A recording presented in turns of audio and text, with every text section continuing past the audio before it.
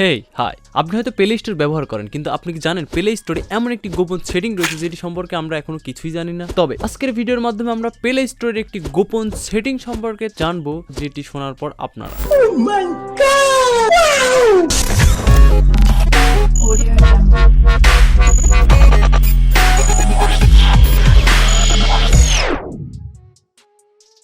Step 1, সবাই আমরা play store থেকে এমন কিছু সফটওয়্যার ডাউনলোড করে ফেলি যেগুলো আমাদের কোনো কাজেরই না। তাহলে এমন কোনো সিস্টেম আছে কি যেটির মাধ্যমে আমরা প্লে স্টোরের যে কোনো সফটওয়্যার ডাউনলোড করা ছাড়াই ব্যবহার করতে পারবো, এবং পরবর্তীতে যদি আমাদের সেই সকল সফটওয়্যার ভালো লেগে থাকে তাহলে আমরা ইনস্টল করে ব্যবহার করব? জি হ্যাঁ বন্ধু, সিস্টেম রয়েছে, আর তার নাম হচ্ছে গুগল প্লে ইনস্ট্যান্ট।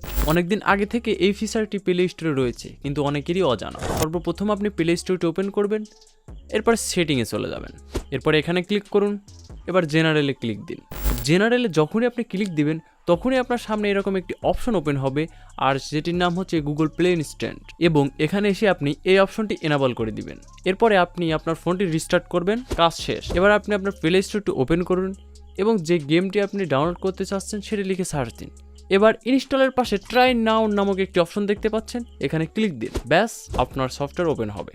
এরপর যদি আপনার এই গেমটি অথবা এই সফটওয়্যারটি ভালো লেগে থাকে তাহলে ইনস্টল করতে পারেন। তবে এখানে একটি কথা না বললে নয়, এই সিস্টেমটি প্রত্যেক সফটওয়্যারের জন্য হবে না। যে সফটওয়্যারটিতে গুগল ইনস্ট্যান্ট সাপোর্ট রয়েছে শুধুমাত্র সেই সফটওয়্যারগুলো আপনারা ইনস্টল করা ছাড়া ব্যবহার করতে পারবেন। এছাড়া অন্যান্য সফটওয়্যারগুলো আপনারা ব্যবহার নাও করতে পারেন। ধন্যবাদ, সবাই ভালো থাকবেন। আসসালামু আলাইকুম।